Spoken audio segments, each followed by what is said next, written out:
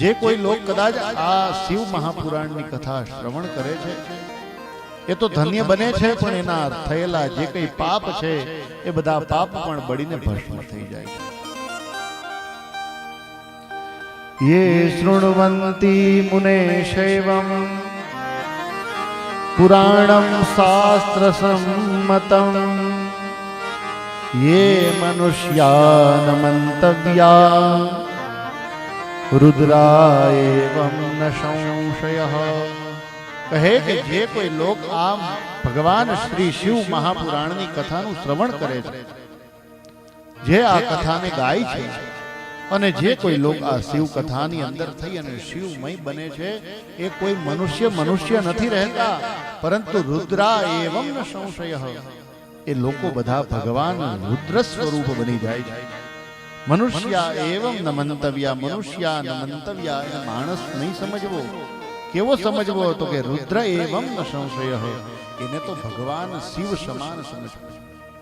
એટલા માટે તો જે શિવમય હોય છે એને આપણે જોઈએ છીએ. હે, સુંદર મજાના ભસ્મના ત્રિપુંડ કરેલા હોય,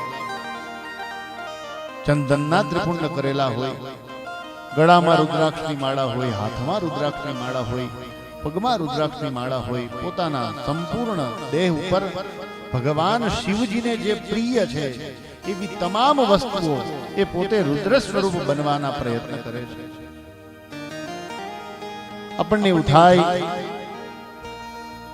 કે આ બધા જે કોઈ સાધુ બાવાઓ છે એ બધા પોતે પોતાના શરીર ઉપર ભસ્મ કેમ લગાડતા હશે?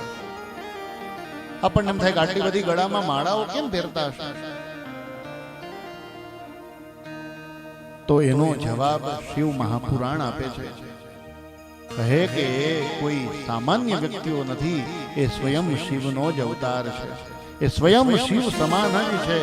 કેમ કે જે લોક જો શિવજીને પ્રિય છે એવી દરેક વસ્તુઓ લગાવે છે, તો એને ભગવાન શિવજી પોતે એને પ્રિય બનાવે છે. એ કથા આપણને યાદ છે કે આપણને એમ થાય કે ભગવાન હનુમાનજી મહારાજ ઉપર આટલું બધું સિંદૂર કેમ લાગે? હે, હનુમાનજીના મંદિરે જશો તો અહીંયા ભગવાનને સુંદર મજાનો સિંદૂરનો ચોલો ચડાવેલો હોય છે. તો આપણને એમ થાય કે હનુમાનજીને કેમ સિંદુરિયા કર્યા હશે? ખબર છે કોઈને હનુમાનજીને કેમ સિંદુરિયા કર્યા છે? એક વખતની વાત છે, સીતા મૈયા એ પંચવટીની અંદર પોતે પોતાના એ પ્રિયતમ રઘુવર રામજી માટે સુંદર મજાના શણગારથી એ સજતા હતા. અને એટલામાં તો હનુમાનજી મહારાજ આવ્યા અને હનુમાનજી મહારાજે પૂછ્યું કે અરે આ તમે શું કરો છો? તો કહે કે તમને નહીં ખબર પડે, રહેવા દો. હનુમાનજી મહારાજ કહેવા લાગ્યા અરે મને ન ખબર પડે? તો કહે કે હા, આ સ્ત્રી બાબત છે, આ સ્ત્રીઓની વિષય છે, એમાં તમને ખબર નહીં પડે. પણ હનુમાનજી મહારાજ કહેવા લાગ્યા કે અરે માં મને કયો, આ તમે આવા સુંદર મજાના શણગારો સજ્યા છે અને આ સિંદૂર લઈ અને તમે તમારા શેથામાં ભરો છો. તો એ સીતા માતા કહે છે કે સાંભળો હનુમાનજી, આ સિંદૂર હું એટલા માટે લગાડું છું કે જે સિંદૂર લગાડતાની સાથે જ રામજી મને જ્યારે જોશે ને ત્યારે હું એમને અતિ પ્રિય લાગવાની છું. મને જોઈ અને રામજી પ્રસન્ન થશે, એ હરખાઈ જશે, એ રાજી થશે. હનુમાનજી મહારાજ કેવા લાગ્યા કે અરે માં એવી વાત છે? તો કહે હા. હનુમાનજી મહારાજ ગયા છે અને પછી કહે છે કે પોતાના આખા દેહ ઉપર એમને સિંદૂર લગાડ્યું છે. હનુમાનજી મહારાજ આખા દેહ ઉપર સિંદૂર લગાડ્યું. સીતા માતાજી પાસે આવ્યા. સીતાજી કહેવા લાગ્યા કે જોવો માં, હવે રામજી મને ગમાડશે ને? ત્યારે સીતા માતા કહેવા લાગ્યા કે અરે અમે આટલું એવું જો સિંદૂર લગાડતા હોય અને રામજી છે એ અમને ગમાડતા હોય, તો તમે તો આખા દેહ ઉપર સિંદૂર લગાડ્યું છે, તમે તો આટલા પણ રામજીથી દૂર નહીં જઈ શકો. લાલ દેહ લાલી લસે, અરુધરુ લાલ લંગૂર. હે ભગવાન એ હનુમાનજીના ચરિત્ર ઉપરથી આ કહેવાનો તાત્પર્ય મારો એ છે કે ભગવાન હનુમાનજી મહારાજ છે જો રામમય બની જતા હોય તો આપણે પણ ક્યારેક ભસ્મ ત્રિપુંડ કરીએ છીએ, ચંદનનું ત્રિપુંડ કરીએ છીએ, ગળામાં રુદ્રાક્ષની માળાઓ પહેરીએ છીએ. તો આવું કરવાથી શું થાય? તો કહે છે કે ભગવાન શિવજીને પ્રિય લાગવા વાળા બનીએ છીએ. કાલની કથામાં આપણે રુદ્રાક્ષનો, ભસ્મનો, બીલીપત્રનો મહિમા જોવાનો છે. કેમ કે આ મહિમા જોઈને પછી જ આપણે ખરીદી કરવા જવાની છે. હે બરોબર ને? કે ખરીદી કરી આવ્યા નથી ગયા, કાલે જવાના છો ને. કરવાની ખરીદી પોતાના માટે તો પૈસા વાપરવાના જ તે. હા, પોતાના માટે વાપરવાના પૈસા. કેમ કે માણસ જોવે ને કે પોતાના માટે નથી વાપરતો, એ અમારી માટે શું વાપરે? વાપરવાના. જો સાચું બોલે છે ગૌરવભાઈ, સાચું બોલે છે કહેવા માંગે છે.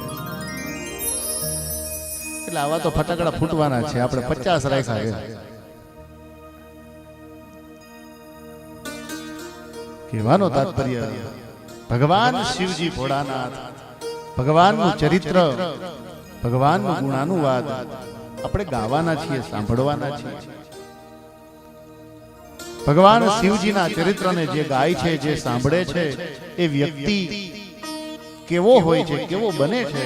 તો કહે કે એતત શિવ પુરાણ હિ શૈવ પુરાણ શાસ્ત્રમ. આ શ્રી શિવ મહાપુરાણ શાસ્ત્રનું જે કોઈ વ્યક્તિ શ્રવણ કરે છે તે મનુષ્યાન મંતવ્યા, એને માણસને સમજવો જોઈએ. રુદ્રા એવમ ન સંશય, એ સ્વયં રુદ્ર સમાન છે. શૃણવતામ તત્ પુરાણમ હિ તથા કીર્તનિતામ તતઃ. જો આ કોઈ શિવ મહાપુરાણ કથાને સાંભળે છે અથવા તો આ શ્રી શિવ મહાપુરાણ કથાને ગાય છે, શિવ ચરિત્રોની કથાને જે ગાય છે અથવા તો શ્રવણ કરે છે, એના દરેક પાપ બળીને ભસ્મ થઈ જાય છે. શૈવ પુરાણ અમલમ ભક્ત્યા શૃણવંતિ તે સદા. જે કોઈ લોકો શિવ મહાપુરાણનું શ્રવણ કરે છે, કહે છે એના આ જન્મના પાપ તો ઠીક છે, પરંતુ એના થયેલા 7 જન્મના જો કોઈ પાપ હોય ને, એ બધા જ પાપ બળીને ભસ્મ થાય છે.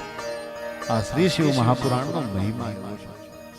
શિવ મહાપુરાણનો મહિમા ભગવાન શિવજીનો મહિમા એવો છે. કેમ કે પુરાણમાં શિવજીનો મહિમા છે, માટે શિવજી પ્રમુખ છે, પ્રધાન છે.